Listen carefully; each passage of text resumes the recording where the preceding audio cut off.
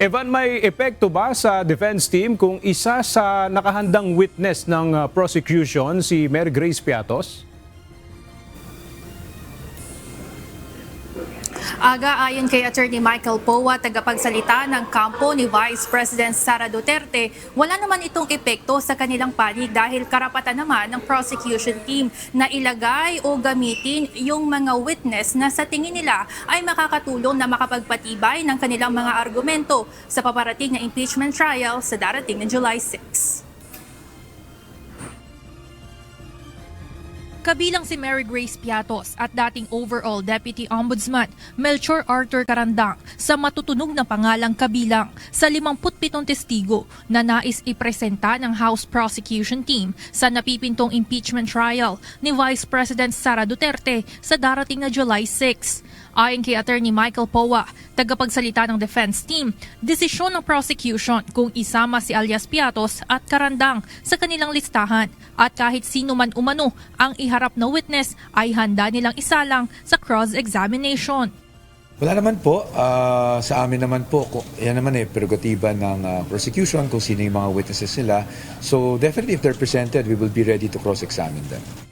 Lumutang ang pangalang Mary Grace Piatos na isa sa pinagdududahang tumanggap ng bahagi ng confidential funds ng BISE batay sa 158 acknowledgement receipts na isinumite ng Office of the Vice President sa Commission on Audit upang ipaliwanag ang paggastos ng 125 million pesos sa loob ng 11 araw. Habang si Carandang naman ang na-dismiss na Deputy Ombudsman noong 2018 matapos ihayag ang kanyang ginawang bank investigation sa ama ni VP Sara na si dating Pangulong Rodrigo Duterte. Kabilang rin mismo si Attorney Powa sa mga inilistang testigo ng prosekusyon bilang dating opisyal sa Department of Education at Office of the Vice President. Paliwanag ni Powa, walang problema sa kanya kung kabilang siya sa witness list kahit parte pa siya ng defense team ni VP Sara. Pwede naman because lalo na kung ang tatanungin naman nila ay matters that are not pertaining to my role as counsel to Vice President, wala naman sigurong problema. And if they really wish to call me as a witness, katulad ng ginawa nila sa Committee on Justice, hindi ba? Wala naman tayong problema doon. Hindi naman ito kinupirma kung aaten si VP Sara oras na gumulong na ang mismong paglilitis. Ngunit bahagi umano ito ng kanilang legal strategy na hindi maaaring i-disclose sa publiko.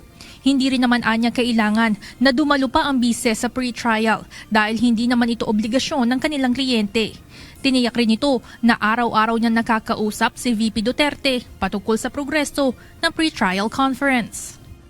Kasi parati nating sinasabi na hindi humaharap si Vice President, but what we're doing now is pagharap sa mga alegasyon, hindi ba? What you're pushing for is a physical appearance.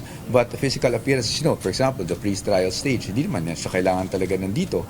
Ano naman ang gagawin niya dito, di ba? Kung nandito man siya. So, ang sa atin, kung dumating yung circumstance na kinakailangan niyang humarap, we will be the ones to advise our client na kailangan niyang humarap. At doon natin malalaman kung haharap siya o hindi, physically. Samantala, inaasahang isusumite bukas ng defense team ang kanilang komento patungkol sa manifestation ng prosecution panel.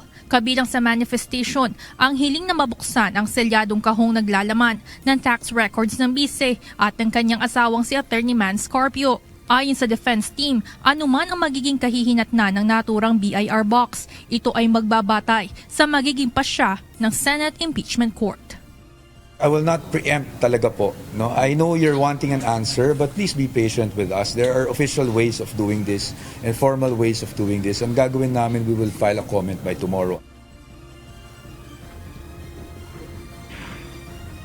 Aga-ayon kay Attorney Powa, kaninang hapon optimistic sila dito sa ginagawang pre-trial conference ngayon sa Senado at sa inaasahang pagtatapos nito ngayong araw, sunod namang hihintayin ng defense team yung ilalabas na pre-trial order ng Clerk of Court kung saan kakailangan na rin nilang magsumite ng komento patungkol dito. At after ng stage na yon ay ang formal na paghahanda ng defense team para sa inaasahang trial proper ng impeachment ng Vice Presidente. Yan muna ang update mula dito. Balik sa inyo dyan, Aga.